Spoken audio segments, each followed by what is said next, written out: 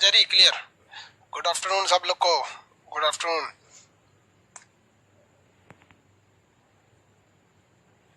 देखिए वो इससे पहले हम आपको सौर मंडल की उत्पत्ति यानी ग्रहों की उत्पत्ति और तारों की उत्पत्ति के बारे में बता दिए थे। हाँ, दो ही तो सिद्ध भाई साहब। देखिए एक था big bang theory. Big bang theory, ये बिग बैंग क्या था? ये ब्रह्मांड का निर्माण बता रहा था। ब्रह्मांड ब्रह्मांड कैसे बना है और ब्रह्मांड में मेनली क्या है? ससुरा खाली तारा तारा तो है, इन्हीं ताराओं से मिलकर बनता है ससुरा आकाशगंगा, गैलेक्सी, आकाशगंगा इन्हीं ताराओं से न मिलके बनता है। इसी ताराओं से मिलके हमारी मंदाकिनी बनी है, इसी से बनता है तारामंडल, इसी से बनता है नक्षत्र। सारा खेल तो तारों का है। तो बिग बैंग थ्योरी जॉर्ज लेमेंतेरे ने दे दिया था। उसके बाद सौर मंडल का सिद्धांत आपका डबल स्टार थ्योरी आया था। ड्यूअल वाला गलत हो गया था, double star theory, double star theory Lyttleton ने दिया था डबल स्टार। इन्होंने क्या बताया था? सौर मंडल, सौर मंडल। अब बताइए भाई सौर मंडल में मुख्य रूप से क्या होते हैं? ग्रह होते हैं और भी बहुत सारी चीजें होते हैं सौर मंडल में। उपग्रह होते हैं, अग्रह से उपग्रह होते हैं, क्षुद्र ग्रह होते हैं, क्षुद्र ग्रह होते हैं। सब तो ससुरा ग्रहवे है, तनिसा तनिसा अंतर है तो ग्रहवे ना। ग्रह कहिए, क्षुद्र ग्रह कहिए, उपग्रह कहिए, उल्का पिंड कीजिए, यही सब तो है। मेन तो ग्रह होते हैं सर। यहाँ तक तो समझाई दिए थे आपको। एगो लड्डू फूट के छितरा गया बिग बैंग थ्योरी। आया लिलिटन सबूत नष्ट करके अपने आप को सिद्धांतवादी बन गया। मोनो स्टार थ्योरी दो लोगों ने दिया था। मोनो स्टार थ्योरी बताया था ना, मोनो स्टार यानी सिंगल तारा का सिद्धांत दो लोगों ने दिया था। एक आदमी का नाम क्या था बताइए तो? गैसियस सिद्धांत किसने दिया था? सर बता दिया था जी आपको, किसी को दिक्कत नहीं ना था? डबल स्टार सब बता दिए थे कल। अब आ जाते हैं सौर मंडल के बारे में। सौर मंडल में पढ़ने के लिए, सौर मंडल को इंग्लिश में क्या कहते हैं? सौर मंडल को इंग्लिश में हम लोग कहते हैं सोलर सिस्टम। यही छोटा कैसे हो गया तुम? Solar system. ये सोलर सिस्टम जो है इसमें सबसे महत्वपूर्ण क्या चीज होता है? सूरज और उसके आसपास के एरिया को क्या कहा जाता है? Solar system. सूरज और उसके आसपास के पूरे ग्रहों को मिला देंगे तो क्या बन जाता है बाबू? सोलर सिस्टम बन जाता है। किसी को कोई प्रॉब्लम नहीं ना है?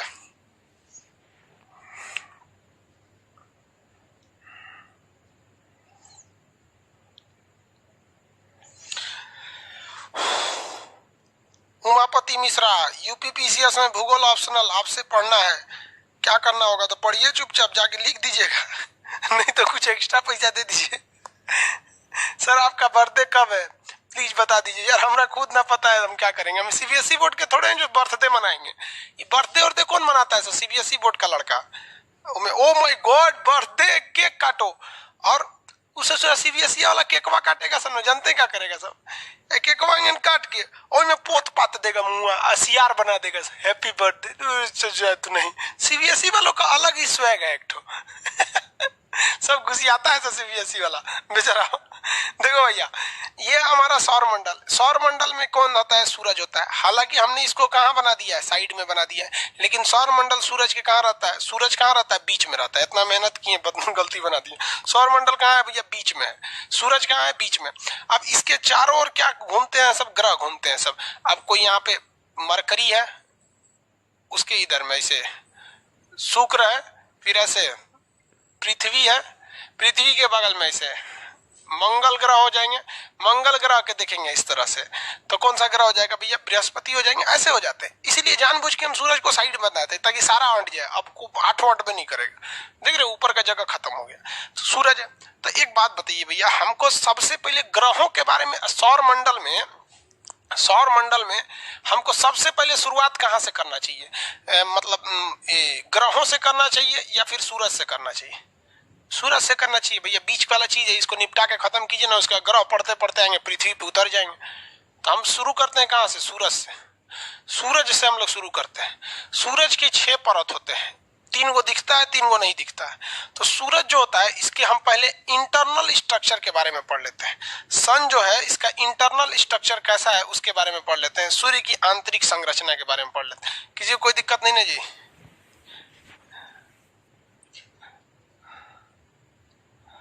पता नहीं क्या बोल रहा है।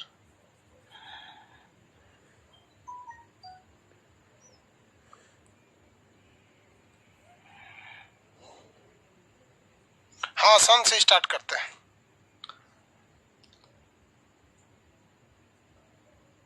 देखिए वो सन से स्टार्ट करते। देखिए सूरज का हम लोग को आंतरिक परत पढ़ना है, तो सूर्य के आंतरिक परत को पढ़ने के लिए हम लोग पहले इसका केंद्रीय भाग पढ़ लेते हैं, सूर्य का सेंटर वाला पार्ट।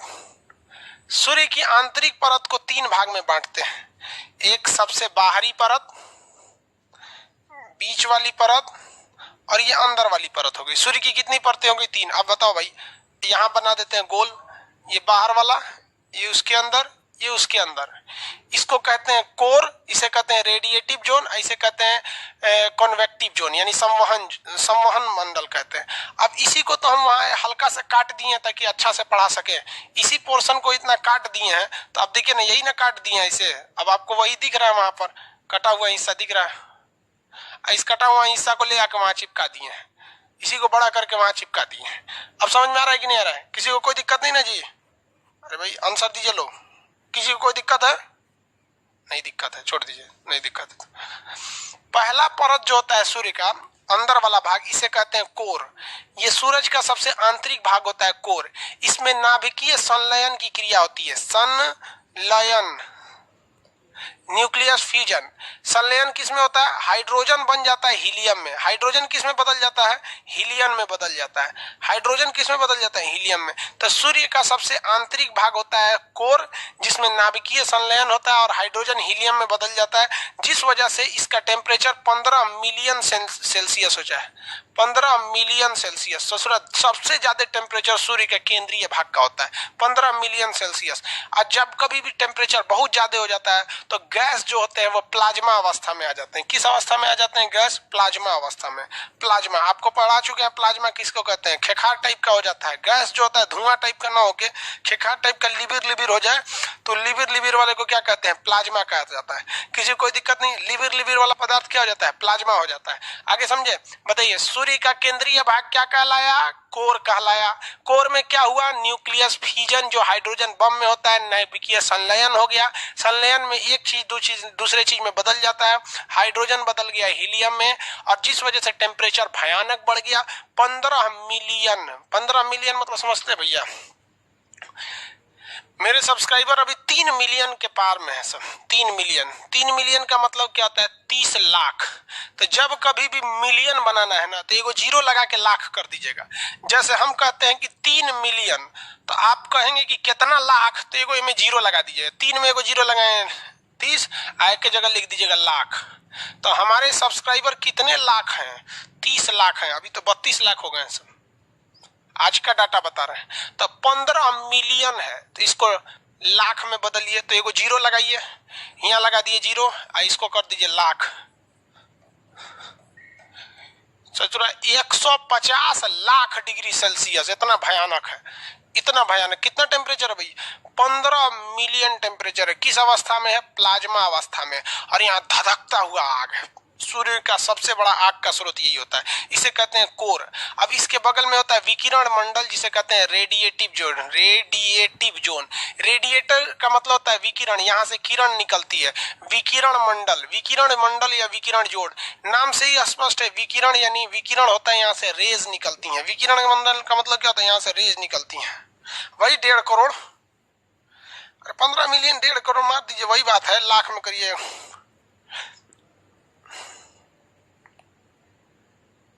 अरे कैमरा के फ्रेम में बाहर दिख रहा है।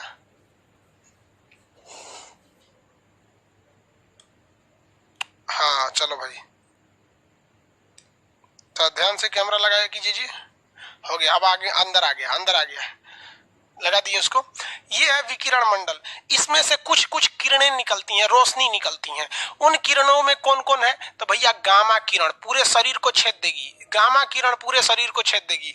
और यही गामा किरण जब सूरज के पृथ्वी पर आता है ना, तो बताइए इस गामा रेज को पृथ्वी पर कौन रोक देता है? तो ओजोन परत गामा किरणों को रोक देता है। ये गामा किरण बनती कहां पर है? कोर में नहीं बनती है। इसकी दूसरी परत यानी जिसे रेडिएटिव जोन विकिरण मंडल कहते हैं, उसमें विकिरण का मतलब होता है किरण उत्पन्न करने वाला, रोशनी उत्पन्न करने वाला।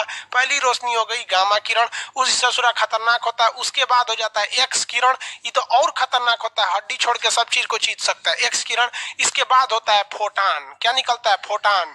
फोटान को ही हम कहते हैं सूर्य का प्रकाश। सूर्य के प्रकाश को टेक्निकल भाषा में हम क्या कहते हैं? फोटान। सूर्य के प्रकाश को क्या कहते हैं? फोटान। तो क्वेश्चन आएगा सूर्य के प्रकाश का मुख्य स्रोत कौन सा है? तो भैया यहाँ से नहीं निकलता है, कोर से नहीं निकलता है। कहाँ से निकलता है? ये रेडिएटिव जोन से निकलता है। कहाँ से निकलेगा?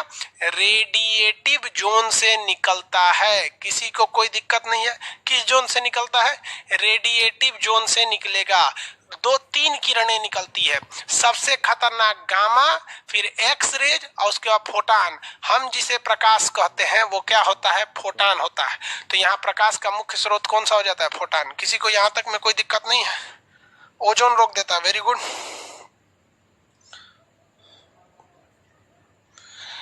राइट फॉर शाश्वत शुक्ला जी। दुर्गा पूजा विसर्जन के इन बिहार, मुंगेर में दुर्गा पूजा वाला पे गोली कांड हो गया था ना, वहाँ पे गोली चला दिया सब उन लोगों ने। नेताओं के रैली में कोई गोली नहीं चला रहा है, हम वहां जाके गोली चला दिया। बाहर पुलिस सरकार। चलिए यहाँ देखिए ध्यान से, अगला क्वेश्चन क्या? रेडिएटिव जोन समझ में आ गया कि नहीं गया? कौन कौन सी गैस निकलती है भाई? क्वेश्चन पूछिए आप लोग फटाफट। गुड मॉर्निंग करता है सब इतना लेट से आके। एक्सरे और गामा निकलता है, और क्या निकलता है? एक्सरे निकलता है। और क्या निकला? फोटान। आगे बढ़े।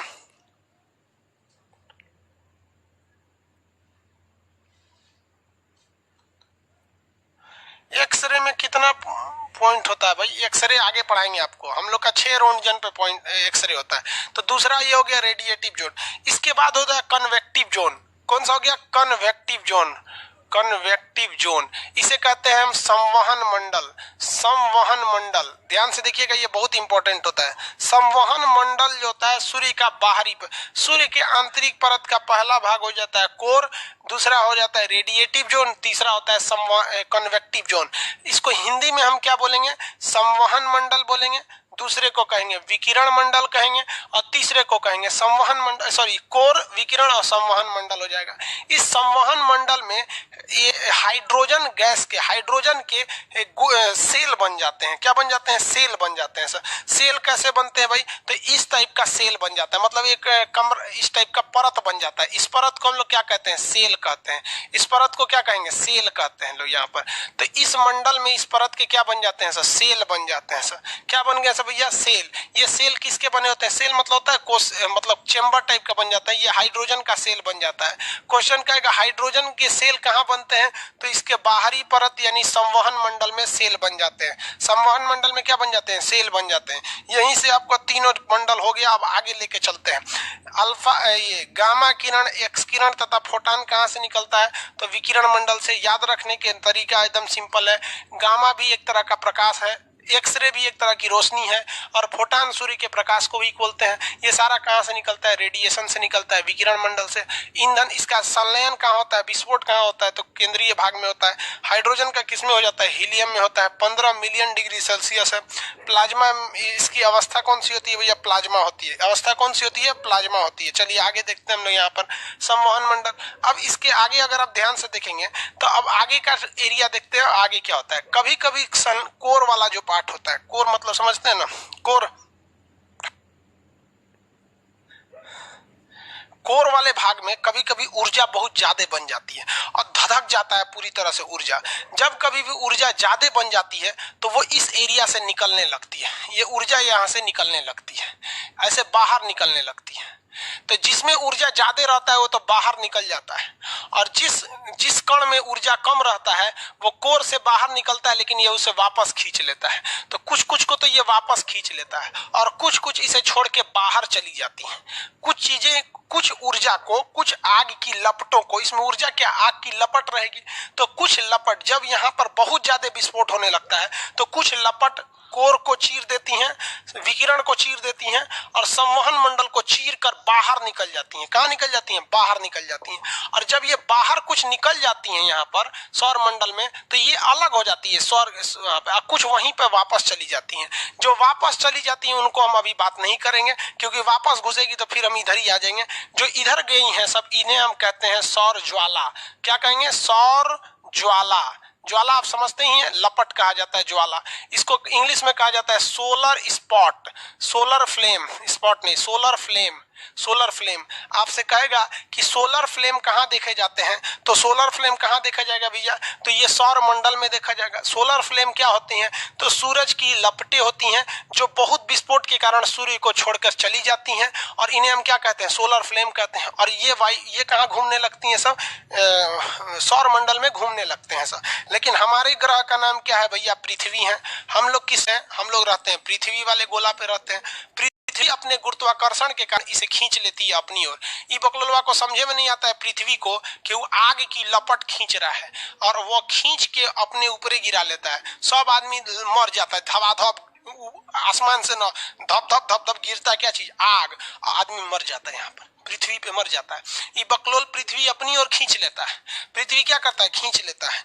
तो जो लपटें ऊपर की ओर जाती हैं, जो लपटें ऊपर की ओर जाती हैं और कुछ लपटें नीचे की ओर जाती हैं, तो नीचे वाले को कहते हैं ऑरोरा। नीचे वाले को क्या कहते हैं, ऑरोरा ऑस्ट्रियोलिस, ऑस्ट्रियोलिस, ऑरोरा ऑस्ट्रियोलिस।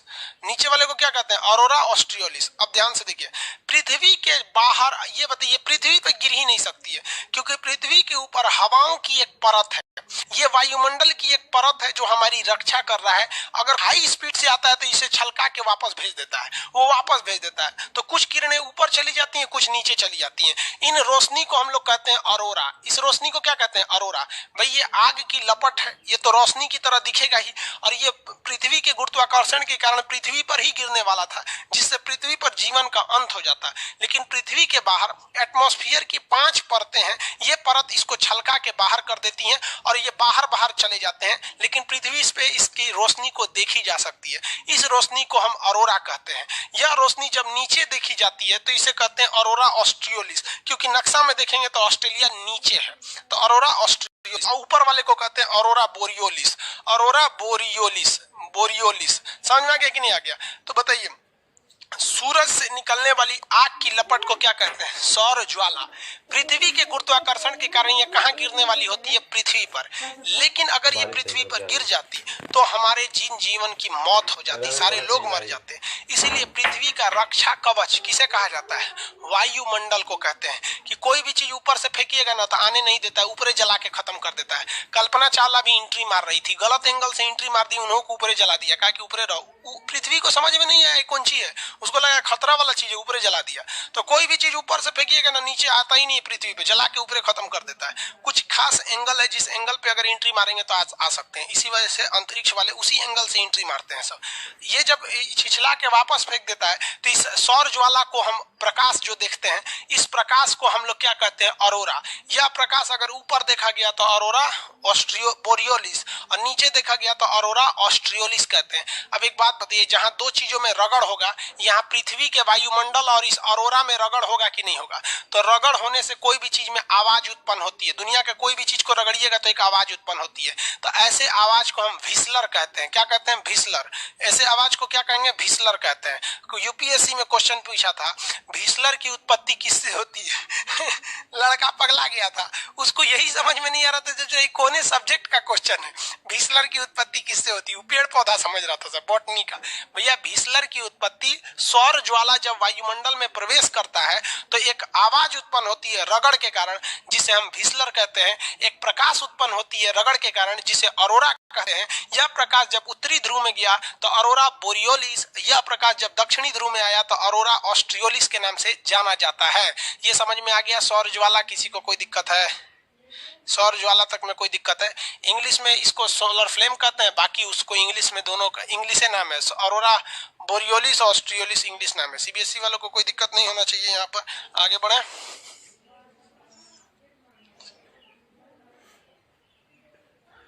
हो गया। एक कौन आदमी पूछ रहे हैं, अभय मिश्रा की क्या नाम है, कौन सा फोर्स है जो पूरे ब्रह्मांड को खींच रहा है। अभी इस फोर्स के बारे में किसी को पता नहीं है। जिस दिन पता हो जाएगा हम आपको बता देंगे कि पूरे ब्रह्मांड को कौन खींच रहा है। कौन सा फोर्स था जिसने खींचकर बिग बैंग थ्योरी को ब्लास्ट करा दिया, किसी को पता नहीं है। सौर फ्लेम में अंतर नहीं ना, समझ में आ गया आप लोगों को। आगे देखते हैं।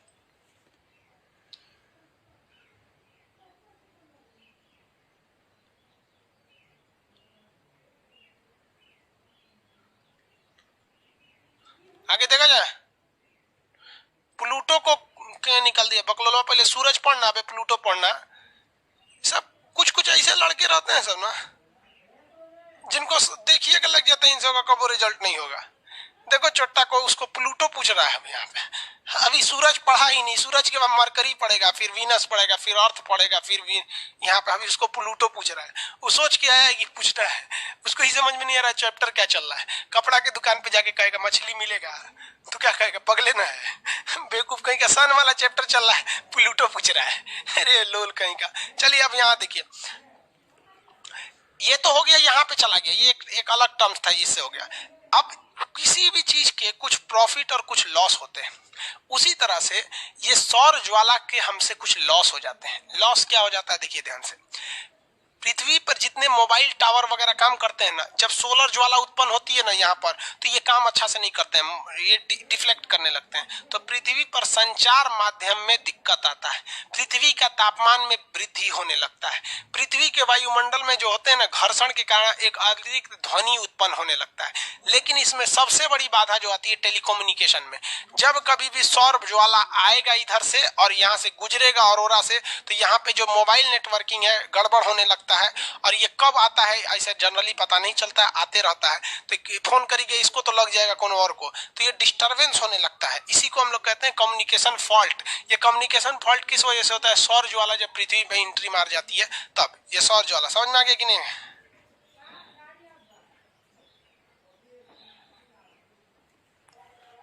सर पृथ्वी पर हाइड्रोजन का परसेंटेज पूछता है, हाँ बाबू परसेंटेज पूछता है, बता देंगे। अभी हम स्ट्रक्चर बता रहे हैं, परसेंटेज पूछता है, वेरी गुड, आपका क्वेश्चन अच्छा है, हम बता देंगे। आगे आपके मटेरियल में लिखा भी हुआ है परसेंटेज, आप अगर नहीं पढ़े हो तो देखिएगा, आपको समझ में आया कि नहीं आ गया?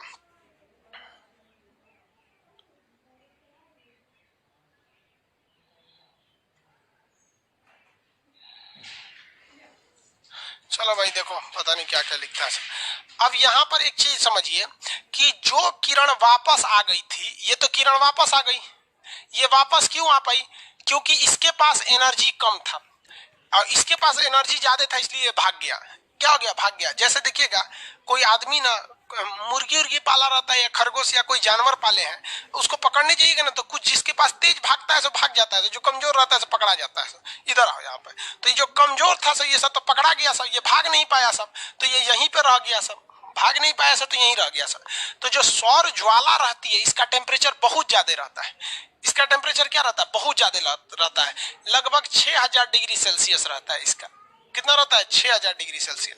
और जो लौट के आ जाता है, लौट के जो आता है, उसका टेम्परेचर 4000 डिग्री सेल्सियस से लेकर 1500 डिग्री सेल्सियस देता है। अगर आप पीएचडी कर रहे हैं, जेआरएफ की तैयारी कर रहे हैं या एमए या ग्रेजुएशन में पढ़ रहे हैं, तो आपको यह बताना पड़ेगा कि जो लौट कर प्रकाश आ रही है इसका टेम्परेचर 4000 डिग्री रहता है। लेकिन अगर आप एसएससी वगैरह की तैयारी कर रहे हैं तो आपको यह कहना पड़ेगा कि 1500 यानी 1500 डिग्री सेल्सियस रहता है। तो यहाँ ज्यादातर लड़के एसएससी के हैं, तो यही बताएंगे कि जो सौर ज्वाला जा रहा है उसका टेम्परेचर 6000 रहता है, और जबकि ये इसका टेम्परेचर कितना रहता है? 1500 डिग्री सेल्सियस रहता है। तो आप बताइए, तो ये सौर ज्वाला का टेम्परेचर ज्यादा रहता है और ये जो वापस आ रहा है इसका टेम्परेचर क्या रहता है? कम रहता है। तो ये बाहर से जब आप पृथ्वी से देखिएगा, पृथ्वी से यहाँ से, तो ये सौर ज्वाला चमकीला दिखेगा, ये धब्बा की तरह दिखेगा, इसलिए इसको कहते हैं हम सोलर स्पॉट। क्या कहेंगे? सोलर स्पॉट, सौर कलंक कहते हैं। क्या कहते हैं? कलंक। कलंक पृथ्वी पर से देखने के कारण, जब आप पृथ्वी से देखेंगे दूरदर्शी के द्वारा, तो सौर ज्वाला तो चमकीला दिखेगा, लेकिन जहां से वो लौटा है उसका टेम्परेचर कम है। तो टेम्परेचर कम होने के कारण इसे हम लोग क्या कहते हैं भैया? सोलर स्पॉट यानी सौर कलंक कहते हैं। क्या कहेंगे? सौर कलंक के नाम से जानते हैं। सौर कलंक का टेम्परेचर कितना डिग्री होता है? 1500 डिग्री सेल्सियस होता है। कितने डिग्री? 1500 डिग्री सेल्सियस होते हैं। जबकि सौर ज्वाला का टेम्परेचर बहुत ज्यादा होता है, लगभग 6000 डिग्री सेल्सियस होते हैं सौर ज्वाला का। और ये हो गया आपका क्या चीज? सौर कलंक। क्या हो गया? सौर कलंक हो गया सब। किसी को कोई दिक्कत नहीं है यहाँ पे सौर कलंक से? सौर कलंक समझ में आ गया कि नहीं आ गया? किसी को दिक्कत नहीं? सौर कलंक, सौर कलंक का टेम्परेचर कम होता है। आगे बढ़े सर। यूपीएससी में के लिए यही पढ़ना है, तो अभी तक आप प्रीवियस क्वेश्चन नहीं देखे हैं यूपीएससी का, यही पढ़ना है। सर अपसर और उपसर में बराबर समय में सूर्य प्रकाश आती है? नहीं बाबू।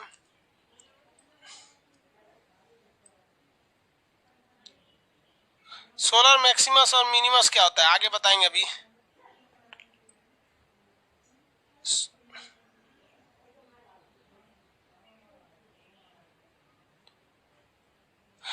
एक तो पूछ रहा है सर कोरोना किस हिस्सा में, वो गारंटी लूसेंट वाला है।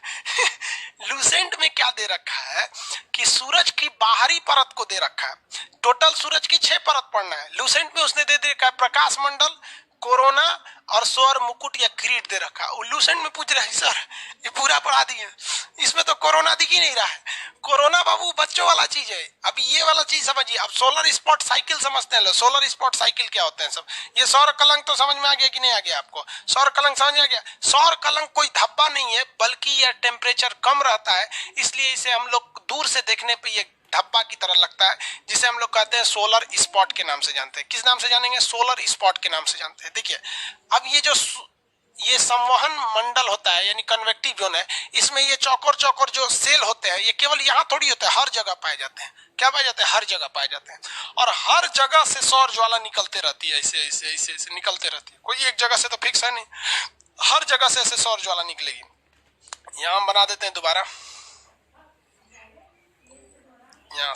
यहाँ से भी सौर ज्वाला निकलेगी, यहाँ से भी, यहाँ से भी, यहाँ से भी सौर ज्वाला निकलते रहती है। जहां से सौर ज्वाला निकलती है ठीक उसके पीछे क्या बन जाता है? सोलर स्पॉट बन जाता है। क्या बन जाता है? सोलर स्पॉट बनता है। क्या बनेगा? Solar spot. सोलर स्पॉट जो बनते हैं वो 0 डिग्री से लेकर 40 डिग्री के बीच में बनते हैं। 0 डिग्री से कितने डिग्री के बीच में बनते हैं? 40 डिग्री के बीच में। तो इसी को सोलर स्पॉट साइकिल कहते हैं। सोलर स्पॉट साइकिल कहा जाता है कि सोलर स्पॉट जो बनते हैं वो 0 डिग्री से लेकर कहां तक देखे जाते हैं? 40 डिग्री तक देखे जाते हैं ज्यादा, क्योंकि 0 से 40 डिग्री के बीच में ही यहीं से जो भी विस्फोट करता है, कोई चीज विस्फोट करेगा तो ऐसे ही विस्फोट करता है, ऊपर की ओर कम करता है। तो ये 0 डिग्री से लेकर कहां से? 0 डिग्री से लेकर कहां तक विस्फोट करते हैं? 40 डिग्री तक। यहीं पे मान लीजिए 40 डिग्री, तो कहेगा कि सोलर स्पॉट साइकिल कहां से कहां तक जाता है? तो 0 डिग्री से लेकर कहां तक? 40 डिग्री तक जाता है।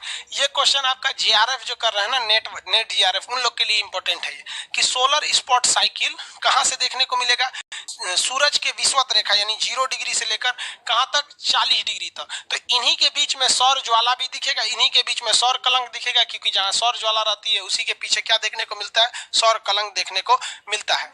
अब यहां से यहां जाने में इसको कितना टाइम लगता है? तो एक सोलर स्पॉट साइकिल पूरा करने में यहाँ पे कितना? 0 से 40 डिग्री जाने में कितना टाइम लगते हैं? 5.5 साल का समय लगता है। कितने समय लगता है? 5.5 साल का समय लगता है। एक बार जाने में 5.5 साल और आने में 5.5 साल। तो किसी चीज का एक कंप्लीट साइकिल कब कहते हैं? जब कोई चीज गया और वापस आ गया। तो इस कंप्लीट क्रिया को हम क्या कहा जाता है? साइकिल कहा जाता है, साइकिल। तो सौर कलंक जो होते हैं या सौर ज्वाला वो बनते हैं 0 डिग्री, फिर कुछ साल बाद यहाँ बनेगा, कुछ यहाँ बनेगा, फिर यहाँ, फिर यहाँ, यहाँ, यहाँ, यहाँ, यहाँ, धीरे धीरे बनेंगे, बनते बनते बनते बनते कहाँ तक जाएंगे? 40 डिग्री तक जाएंगे। इस बीच उनको कितना समय लगेगा? 5.5 साल लगेगा जाने में, और फिर आने में कितना साल लगेगा? 5.5 साल लगेगा आने में। तो कंप्लीट साइकिल कितने साल का होता है? 5.5 जाने में, 5.5 आने में। तो ये 5.5 जाने और 5.5 आने में टोटल 11 साल का समय लगता है। क्वेश्चन कहेगा सोलर स्पॉट साइकिल कितने साल होता है? तो वह 5.5 प्लस 5.5, एक बार जाने में एक बार आने में 11 साल का होता है। कितने साल का होता है? 11 साल का होता है सोलर स्पॉट साइकिल। 11 साल का। कितने डिग्री तक होता है सोलर स्पॉट साइकिल? तो 0 डिग्री से जाता है 40 डिग्री के बीच में यह सोलर स्पॉट साइकिल देखे जाते हैं। यानी 0 डिग्री और 40 डिग्री के बीच में जितना ग्रह आएंगे सब उन पर ये वाली ऑरोरा ओरियोलिस, ऑरोरा बोरियोलिस जैसी घटनाएं देखने को मिलेंगी। समझ में आ रहा है कि नहीं आ रहा है? किसी को कोई दिक्कत है?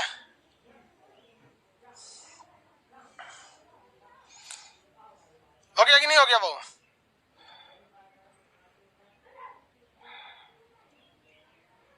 किसी को कोई दिक्कत नहीं ना? आगे बढ़ जाए। चलिए देखिए ध्यान से। एक बार क्वेश्चन आया था कि सोलर इवेंट किसे कहते हैं? सोलर इवेंट किसे कहा जाता है? तो 100 बार जब ये साइकिल घूम जाता है, 100 बार जब ये साइकिल क्या हो जाता है, घूम जाता है, तो उस घटना को हम लोग एक सोलर इवेंट कहते हैं। तो एक कंप्लीट साइकिल को हम लोग सोलर साइकिल कहते हैं। 5.5 साल में गया, 5.5 साल में आया, यानी 11 साल बराबर एक सोलर स्पॉट होता है। सोलर स्पॉट कितने साल का हो गया? 11 साल का। और अगर ऐसे ऐसे 100 साइकिल घूम गए तो उसे क्या कहेंगे? Solar event. तो सोलर इवेंट में कितने साल होते हैं? 1100 साल। 1100 साल का क्या होता है? एक सोलर इवेंट होता है। समझे लोग? देखिए दोबारा समझिए। सोलर स्पॉट बनता है 0 डिग्री से 40 डिग्री के बीच में। यहाँ बनते बनते इसको यहाँ तक पहुंचने में 40 डिग्री पर 5.5 साल लगा, वापस आने में 5.5 साल लगा, यानी टोटल एक साइकिल कंप्लीट करने में उसे कितना साल लग गया? 11 साल लग गए सब। और ऐसे ऐसे 100 साइकिल को हम लोग सोलर इवेंट कहते हैं। तो दो ही क्वेश्चन हो सकता है कि एक सोलर इवेंट में कितने साइकिल होते हैं? तो 100 साइकिल होते हैं। या फिर पूछ देगा कि एक सोलर इवेंट में कितने समय होते हैं, यानी कितना साल होता है? तो भैया 100 में 11 का गुणा कर दीजिए, 1100 साल का एक सोलर इवेंट होता है। सोलर इवेंट 1100 साल का होता है। किसी को कोई दिक्कत नहीं है? आगे बढ़े। सोलर इवेंट, अभी एक भी सोलर इवेंट नहीं हुआ है। अभी तो सोलर इवेंट एक भी नहीं हुआ है। 2013 में तो 23वां साइकिल था। 2013 में कौन सा साइकिल था? 23वां साइकिल था। अब आप यहाँ पे पगला जाएंगे लोग। 2013 में इसका 23वां साइकिल पूरा हुआ है। अब कहेंगे ले भाई साहब इतना पुराना सूरज है। तो भाई इतना पुराना सूरज है, बात हकीकत है, लेकिन हम लोग को ये जानकारी पता कैसे चला? पृथ्वी तो बहुत पुरानी है। न्यूटन तो ये खोज किया था आपका गुरुत्वाकर्षण का, है कि नहीं? तो जब से खोज हुआ तब से ना आप गिनिएगा कि जब से बना है तब से गिनने लगिएगा। तो जब से सूरज के बारे में पता चला है, एस्ट्रोनॉमी सब जितने बताए हैं सब, तब से लेकर अगर 2013 में देखेंगे तो 2013 में ये कौन सा साइकिल था? 23वां साइकिल था। इसमें 11 साल और जोड़िएगा तो 2027 आ जाएगा, 24 आ जाएगा। 2024 में कौन सा साइकिल पूरा हो जाएगा? पूरा हो जाएगा। तो 2013 में सोलर स्पॉट का 23वां साइकिल था। तो इसका मतलब ये नहीं कि 23वें साइकिल है। खोज बहुत इधर हुआ था ना 18वीं सदी में, इसलिए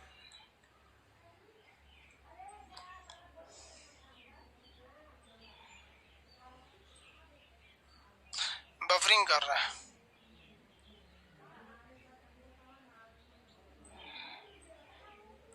सही हो गया? बफरिंग कर रहे हैं, यहाँ पे बैठ जाएगा वहां। आप लोग पिछले वाले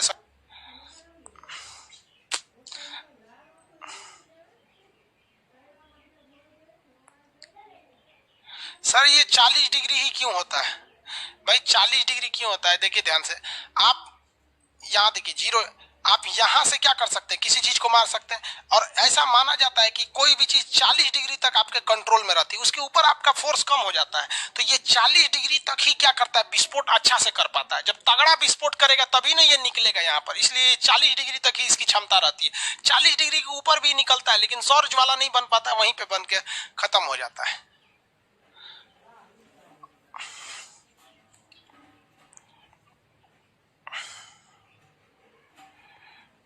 हो गया? चुंबकीय झंझावात क्या होता है आगे पढ़ाएंगे बाबू। अभी इसमें अभी चुंबकीय मैग्नेटिक आर्क अभी बताएंगे।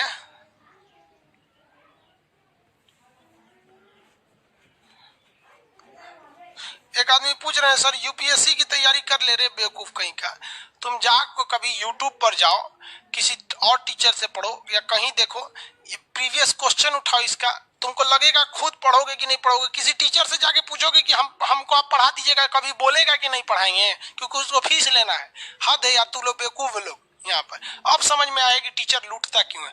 लूटने के लिए बने ही हो तुम लोग। पूछता है कि सर ये पढ़े हो जाएगा, यार तुम डिसाइड करो ना कि तुम्हें जो चाहिए वो यहाँ मिल रहा है कि नहीं मिल रहा। नहीं मिल रहा है तो चले जाओ, मिल रहा है तो चुपचाप पढ़े रहो। समझ में आया कि नहीं आया?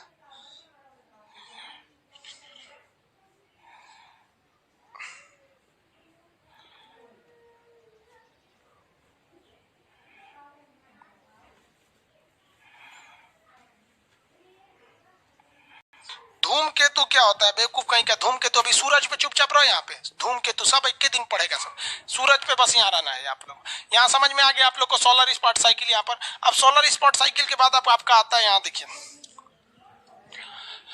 सन स्पॉट साइकिल 11 साल का होता है, 0 डिग्री से 4 डिग्री के बीच में होता है।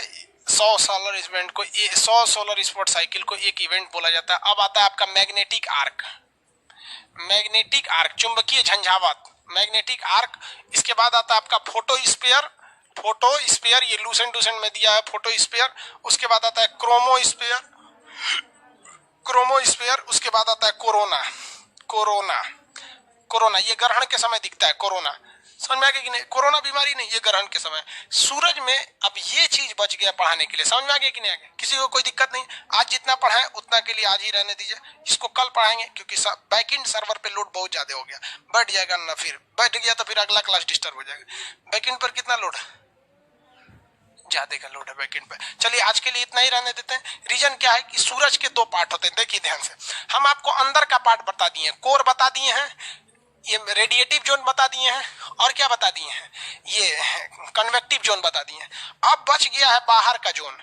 क्या बच गया? ये बाहर का जोन, ये वाला, ये हो गया फोटोस्फीयर। क्या हो गया भैया? ये फोटोस्फीयर हो गया। और उसके बाद अगर देखेंगे तो ये क्रोमोस्फीयर हो गया, यहाँ पर। समझ में आ गया कि नहीं आ गया? अब उसके बाद जब ग्रहण लगेगा तब हो जाएगा कोरोना।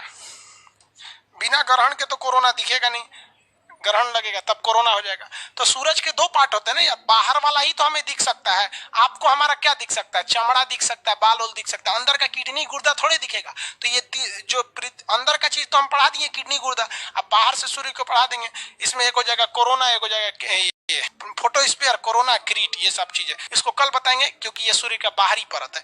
कल सूर्य को कंप्लीट कर देंगे कि कितने इसमें हाइड्रोजन का परसेंटेज, कितना हीलियम का। उसके बाद ग्रहों को बताएंगे। जब सारा ग्रह कंप्लीट हो जाएगा ना, देखिए ये हो गया ना, इसके बाद क्या बताएंगे? ग्रह। जब सारे ग्रह हो जाएंगे ना तब उपग्रह बताएंगे, उपग्रह। जब उपग्रह हो जाएगा ना तब उल्का पिंड, उसका हो जाएगा तब धूमकेतु।